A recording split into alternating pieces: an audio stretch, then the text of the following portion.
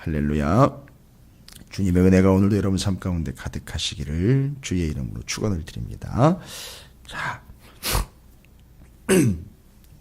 이 마가복음 8장에 많은 또 이적들 이야기가 나와요. 4,000명 먹이시고 표적 구하는 것과 함께 바리새인과 헤롯 그 사람들 사두개인들의 누룩을 주의하라는 이야기가 나와 있고, 또 이제 계속해서 우리는 벳세다 그 이스라엘과 이방 사람들을 먹였던 그 자리입니다. 바로 벳세다 광야인데, 거기서 영혼들을 먹였던 바로 예수님께서 어느 한 영혼, 맹인이죠. 앞을 보지 못하는 한 영혼을 고치는 이야기가 나옵니다. 이 이야기는 물론 중간에 4,000명을 먹인 이야기와 그 다음에 표적을 구하는 것과 바리새인과 사두개인들의 누룩을 조심하라는 예수님의 권고가 사이에 끼어 있지만, 요 눈을 띄워주시는 사건은 무엇과 연결이 되느냐 하면, 이건 뭐 어떤 학자들도 다 동의하는 바입니다. 앞서서 7장 31절부터 37절까지 기록되어 있는 귀 먹고 혀가 맺혀서 말을 못하는, 그래서 귀 먹고 말 더듬는 사람을 고치신 사건과 여기 눈을 뜨게 한 맹인의 눈을 뜨게 한 사건과 한 세트로 쌍으로 가게 되어 있습니다. 그게 왜 그러냐 하면, 요 뒤로 넘어가면은요, 예수님에 대한 베드로의 고백과 제자들의 고백이 나옵니다. 주는 그리스도시고 마태복음대로 하면 살아계신 하나님의 아들입니다 라고 제대로 고백을 합니다. 마치 맺혔던 혀가 풀려서 말하는 것처럼 고백을 하고요, 눈을 떠서 보지 못했던 것을 보는 것처럼 얘기를 합니다.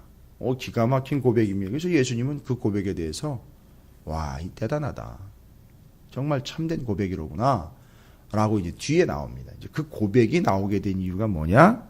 앞에 있는 내용들을 정리를 하면 맞습니다. 귀가 열렸고요, 이게 맺힌 것이 풀렸고 눈을 떠서 이제 볼 수 있게 되었기 때문에 이런 고백이 나올 수 있다라는 측면에서 이제 오늘 한 맹인을 벳세다 광야에서 고치신 이야기는 상당히 의미가 있다라고 볼 수 있습니다. 뭐 이런 말씀들을 묵상할 때마다 바라고 소망하는 것은 그겁니다. 우리가 좀 보지 못하는 것과 실상 정확하게 이야기하면, 보지 못하는 게 아니라 두 가지죠. 보고 싶은 대로 보고 봐서는 안 될 걸 본다라는 게 문제입니다. 이게 우리의 삶이에요. 근데 주님은 지금 어찌 보면은요, 목사님은 그 상황, 우리는 그런 처지가 되어보지 않아서 그런 얘기를 할 수 있습니다만, 눈을 감고 아무것도 못 봤던 상황에서는요, 되려 봐서는 안 되는 것이라든지 자기가 보고 싶은 대로 보는 건 못하는 거거든요. 그러면 어떻게 합니까? 인도하는 대로, 안내받은 대로만 갈 수 있잖아요. 조금 좀 파격적인 얘기가, 차라리 그렇게 사는 게 낫지 않을까 싶은, 왜요? 이 세상이요. 눈을 떠서 정말 봐서는 안 되는 것들과 보고 싶은 대로만 보고 가다 보면 어떤 일이 발생됩니까? 죄를 짓게 된다는 거죠. 그럼 차라리 그럴 바에는 보지 않고, 아유, 목사님 그거 겪어보지 않고 어떻게 이렇게, 그 이야기를 드리는 게 아니라, 오늘도 예수님이 바로 그런 정확한 문제를 친히 지적을 하시면서, 눈을 떠서 보고 싶은 걸 보고 보이는 대로 보는 삶이 중요한 게 아니고, 봐야 될 걸 보고 보라 하는 걸 좀 봐라. 이게 주님이 얘기하고 싶은 거죠. 그래서 직접 주님이 눈을 띄워주신 거죠. 그럼 뭐냐 하면 이겁니다. 네가 보고 싶은 걸 보고 보이는 대로 그냥 받아들이는 것이 아니라, 눈을 띄워주신 주님의 입장에서 보면 내가 보여주는 걸 좀 보고 내가 보라고 하는 걸 좀 봐라. 여러분, 이거 충분히 예수님이 왜 눈을 띄워주셨는지에 대한 아주 정확한 근거라고 이야기를 좀 드릴 수 있어요. 왜 굳이 그렇게 눈을 떠서 보지 못했던 맹인이었던 그를 굳이 예수님은 눈을 띄우게 하셨을까? 맞습니다. 오늘날의 문제는, 그때뿐만 아니라 오늘날의 문제는, 우리의 눈은 건강하다고 할 수 있어요. 그러나 정말 건강할까요? 진짜 우리는 봐야 될 걸 보면서 제대로 판단하면서 제대로 걸러낼 수 있는 그런 소위 말하면 안목이라는 걸 가지고 있을까요? 그리고 그냥 세상을 보는 안목 말고 영적인 안목. 어떤 사람들은 그걸 영안이라고도 이야기를 합니다. 저는 그렇게 깊이 있는 얘기 같은 거 말고요. 기본적으로만요. 그러면 그 전에 열어줘서 귀가 듣게 된 것이요. 또 풀어주셔서 말하게 된 것이요. 그러면요. 자기가 또 듣고 싶은 대로만 듣고 그냥 들리는 대로 또 듣고 또 자기가 말하고 싶은 대로 말하고 어떨 땐 말해서는 안 되는 것도 말하고 있고 또 반드시 말해야 되는데 또 말 안 하는 경우도 있고 이런 우리의 삶을 제가 좀 비관적으로 이야기하는 게 아니라 우리가 살아가고 있는 이 현실들이 그렇게 듣고 말하고 보고 있는 모든 것들이 되려 오히려 우리를 편하게 하거나 우리를 풍성하게 하는 게 아니라 우리를 더 곤고하게 만들 수 있다는 거죠. 그래서 어떻게 보면 앞을 보지 못하는 이 사람의 곤고함보다 보는 것 때문에 되려 더 곤고해지는 우리의 삶을 살아가고 있는 건 아닐까. 이런 생각을 좀 해봅니다. 여러분 오늘 22절부터 26절까지는요. 길지 않은 본문인데 상당히 깊은 내용이 들어가 있습니다. 예수님이 직접 그 맹인을 찾아가셔서 그의 눈을 뜨게 하시고 제가 이제 이 이야기를 드린 이유를 제가 설명을 드릴 수 있어요. 26절에 보니까 예수께서 그 사람을 집으로 보내시며 이르시되 마을에는 들어가지 말라 하시니라. 지금까지는 이게 뭘 이야기하는 건가? 아니 예수님이 왜 이렇게 경계적일 뿐만 아니라 이 사람에게 이렇게 폐쇄적인 명령을 내리셨을까? 이제 눈을 떴고요.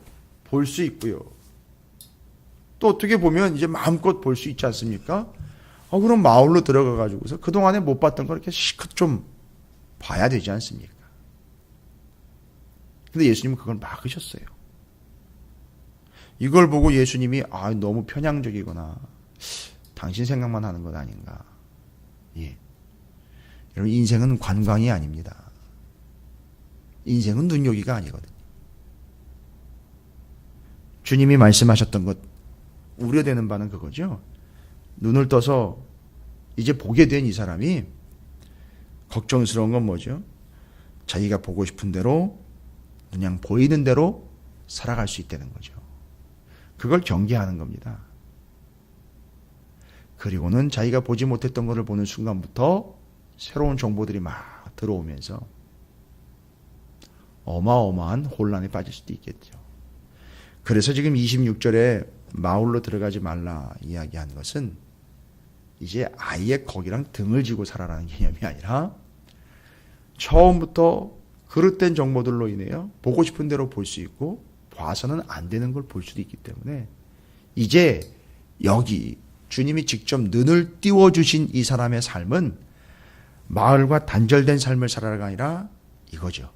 내가 너 보여주는 대로 좀 보고 봐야 할 걸 좀 보는 삶을 살아야 되지 않겠느냐라는 겁니다.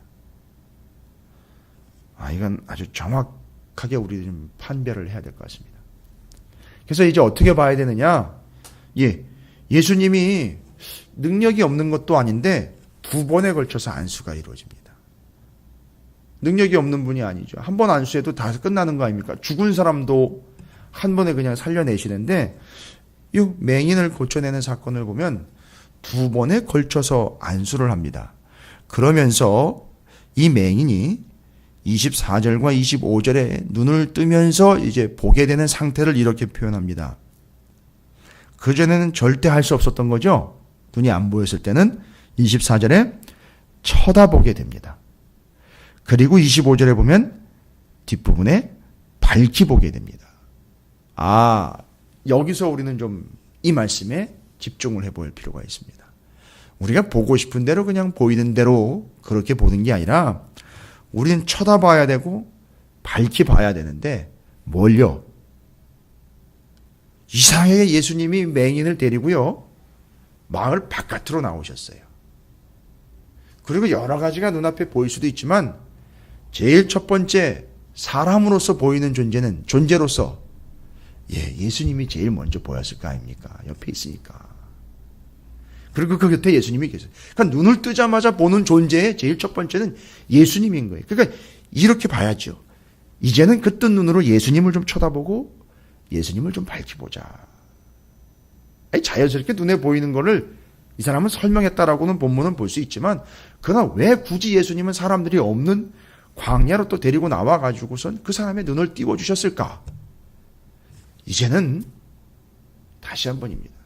이제는 나를 좀 쳐다보고, 이젠 나를 좀 밝히 보고, 내가 보여주는 대로 좀 보는 것이 어떻겠느냐. 그렇다고 예수님만 졸졸 따라다니는 얘기가 이제 아니지 않습니까?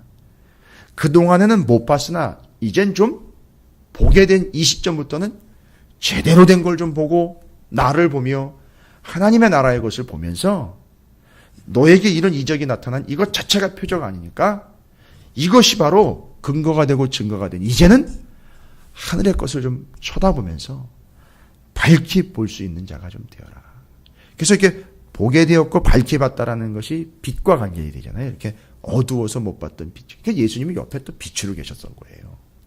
그러니까 이게 환하게 볼 수 있었던 거죠. 그러니까 우린 예수님을 좀 봐야 된다는 거지 않습니까? 보고 싶은 대로나 보이는 대로가 아니라 예수 그리스도를 쳐다보며 밝히 좀 봐야 되지 않겠느냐 이거예요. 물론 다른 사물들도 그렇게 좀 잘 봐야 됩니다. 그러나 우리가 이 맹인이 눈을 떠서 이제는 살아가는 삶에 뭘 봐야 되느냐, 어떻게 봐야 되느냐를 질문한다면 이제는 예수 그리스도를 쳐다보며 하나님을 쳐다보며 하늘을 쳐다보며 그것을 밝히 볼 수 있는 자로서 살아가야 되지 않겠느냐. 그래서 이제 마을로 들어가 너무 어두운 것이라든지 그릇된 것들을 보고 판단하는 자의 개념이 아니라 처음 눈을 떠가지고선 그런 것부터 보기 시작하면 주님의 의도와는 벗어났으니 그렇게 살지 않도록 하기 위한 예수님의 단돌이죠. 조치라고 할 수도 있죠. 또 어떻게 보면 세상 사람들에게 자신이 이렇게 했다라는 걸 알리지 말라라는 비밀 명령이라고도 할 수 있지만 거기 깊게 담겨져 있는 예수님의 마음을 우리가 좀 읽을 수 있어야 되지 않겠느냐라는 겁니다. 그래서 우리는요, 그 예수 그리스도 곧 하나님의 것과 하늘의 것들을 좀 쳐다보면서요. 여기 쳐다보다라는 말은 위를 보다, 우러러보다, 또 다시 보다라는 뜻을 가지고 있습니다. 우러러보다, 위를 보다, 그다음에 다시 보다. 상당히 의미가 많이 있어요. 우리가 돌멩이 하나를 그렇게 우러러보면서 위를 쳐다보면서 다시 보고 이러지는 않습니다. 그죠?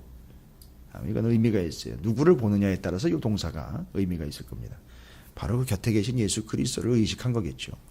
그래서 우리는 주님을 그렇게 봐야 될 것이고 그렇게 밝히 볼 수 있어야 된다. 중요한 거는요, 우리가 알아서 눈을 떠본 게 아니라 주님이 보게 하셨다라는 거죠. 그리고 주님을 보여주신 겁니다.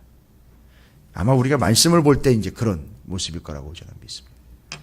자, 이제 눈을 띄워주신 이유와 마을로 들어가지 말라 하신 이런 이유들이 조금 연결이 됐어요. 근데 이제 더 은혜스러운 건 뭐냐 하면 저는 이 말씀이 더 은혜가 됐어요.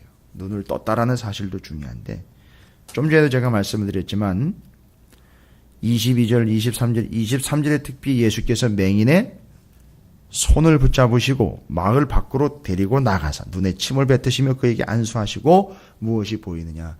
굳이 왜 그 마을 안에서 안 고치시고 마을 바깥으로 끌고 나가셨느냐 이거예요.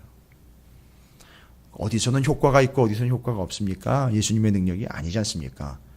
그럼 생각을 해보십시오. 이 맹인이 마을 바깥으로 뭐 얼마나 나갔을까요? 거의 나갈 일이 없을 겁니다.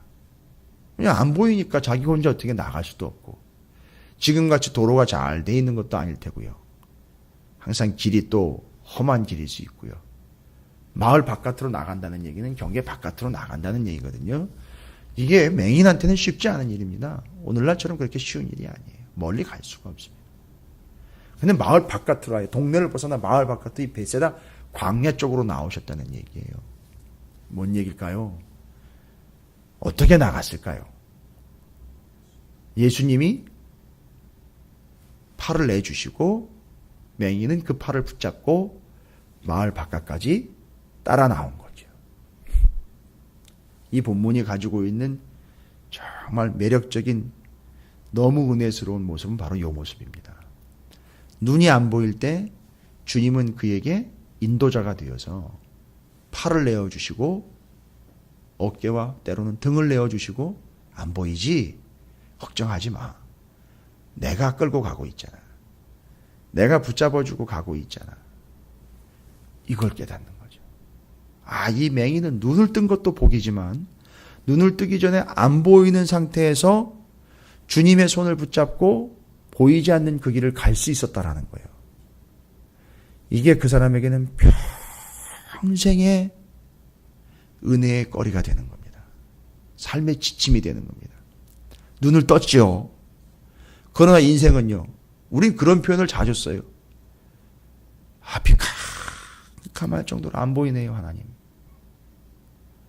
주님 정말 어디로 가야 될지 모르겠네요. 이건 정말 맹인 아닙니까?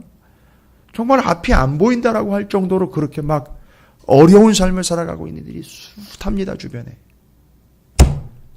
그때 이 맹인이 눈을 뜨고 난 다음에도 그런 삶을 살 수 있을 거예요. 눈을 떴으나 옛날에 내가 앞이 안 보였던 것처럼 지금은 정말 앞이 안 보이네요 할 때가 있을 겁니다. 그때 이 맹인은요, 무엇을 떠올릴까요? 맞아. 내가 그때 보지 못했을 때, 정말 안 보일 때, 그때 주님이 내 손을 붙잡고 여기 돌이 있다. 여긴 낭떠러지기다. 여긴 언덕이다. 여긴 비탈이다 하면서 나를 거기까지 인도해 주셨던 그걸 떠올리며 가는 겁니다. 그래서 주님은 내게 이렇게 보이지 않는 상황에서 나를 이끌어 주시고 인도해 주시는 분이로구나라는 걸 깨닫도록 하기 위한 인생의 가장 큰 지침을 정작 그의 눈이 안 보였을 때 주님은 알려주셨던 거죠. 이제 평생 이렇게 사는 거야 하면서 나는 너의 인도자가 되어줄 것이고 나는 너의 빛이 되어줄 거야. 그래서 주님은 주의 말씀은 내 발의 등입니다 라고 이야기하는 게 이 사람한테는 확 와닿는 거죠. 주님은 나의 피난처의 인도자 되신다라는 게 확 와닿는 거죠. 그래서 이 맹인은 평생 그 풍성한 경험과 고백을 가지고 안 보일 때도 보일 땐 주님만 바라보며 안 보일 때는요 주님의 인도를 받아가며 살아가는 영혼이 될 수 있었다라는 것. 뒤로 맹인의 이야기는 나오지 않습니다만 주님은 우리에게 이야기하고 싶은 게 바로 이겁니다. 안 보여? 내가 인도하고 있잖아. 잘 보이지? 보고 싶은 대로 보이는 대로가 아니야. 내가 보여주는 대로만 가면 돼. 그게 빛이야. 그게 말씀이야. 시편 119편 105절의 말씀. 내 발의 등입니다. 여러분 사순절 기간 아니요. 우리의 40년 인생 우리의 이후로 이 모든 삶이 이 맹인이 눈을 뜨기 전이나 눈을 뜨고 난 후나 동일하게 예수 그리스도를 의지하고 따라갈 수 있었던 것처럼 그런 삶을 살아가게 되시기를 주님의 이름으로 진심으로 축복합니다.